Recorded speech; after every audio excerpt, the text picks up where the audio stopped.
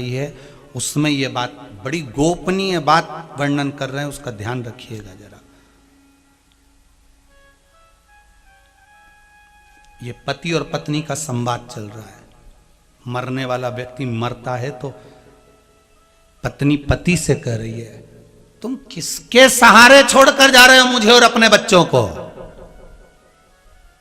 जितने आस्था चैनल पर श्रवण कर रहे हैं, जितने फेसबुक पर श्रवण कर रहे हैं, इस कथा को भूल मत जाना, बड़े ध्यान से सुनना। शायद इतने वर्षों में ये कथा मुख से ना आई हो, पर तीसरे नेत्र की कथा इस नवे गांव में चल रही है तो आज प्रकट हो गई। उसका स्मरण जरा ध्यान से सुनना।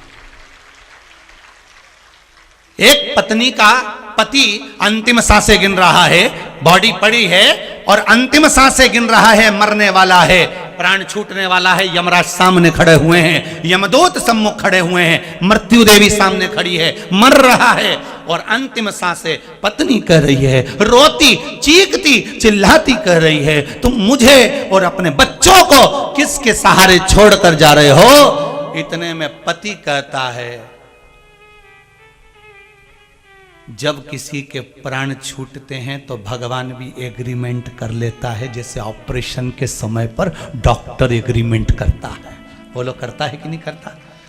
मृत्यु के जब ऑपरेशन थिएटर में डॉक्टर लेकर जाता है तो डॉक्टर भी एक एग्रीमेंट करता है। कौन सिग्नेचर करेगा, कौन जवाबदार होगा, कौन करेगा। डॉक्टर अपने ऊपर जवाबदारी नहीं लेता, एग्रीमेंट करवाता है, सिग्नेचर करिए कि आप ऑपरेशन करवा रहे हैं, आपकी जवाबदारी हम लेकर जा रहे हैं, सब चीज एग्रीमेंट करवाता है डॉक्टर। उसी तरह जब प्राण छूटते हैं यमराज से ये जीव आत्मा भी एग्रीमेंट करवाती है कि आप मुझे लेकर जा रहे हो तो मेरी पत्नी और मेरे बच्चों का, मेरे परिवार का भरण पोषण कौन करेगा। तब यमराज कहते हैं कि जन्म उस परमात्मा ने दिया है तो एग्रीमेंट करके भेजा है, मरने के बाद जवाबदारी उसकी हो जाएगी, तू चल।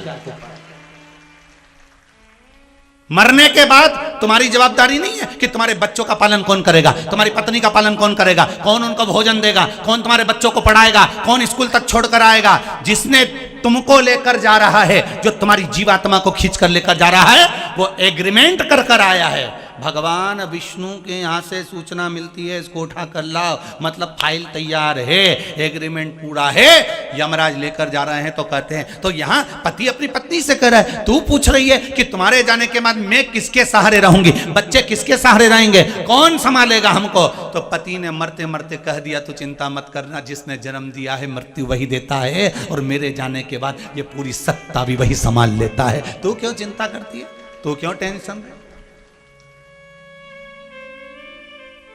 गया जाने वाला चले गए।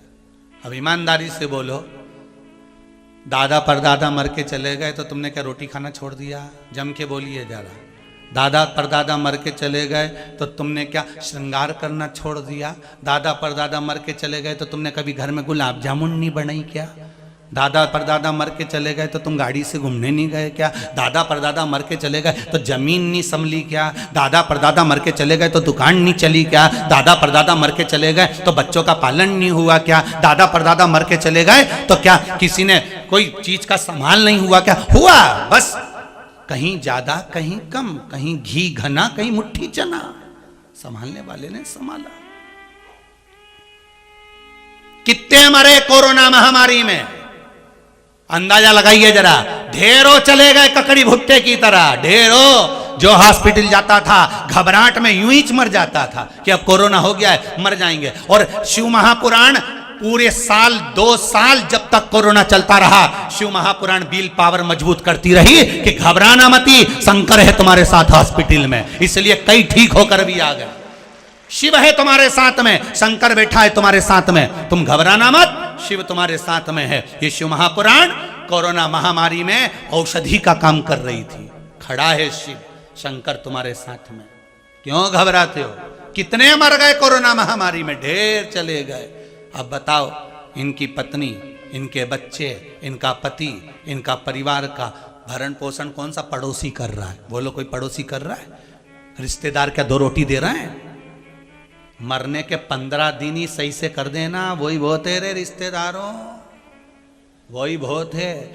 ना तो तुम करोगे, ना तुम्हारे रिश्तेदार करेंगे, ना कोई पड़ोसी करेगा, ना कोई समाज, ना कोई डर, कोई नहीं करेगा। अगर करेगा तो तुम्हारे दुख जब आया, तकलीफ जब आई, रोए जब जब, तब मेरे शंकर ने आकर किसी को भेज दिया, जा उसकी फीस जमा करिया, जा उसका एडमिशन कराया, जा उसका काम करिया, जा शिव भेजे हैं किसी को प्रेरणा देकर, तू चले जा उसके यहाँ, जा।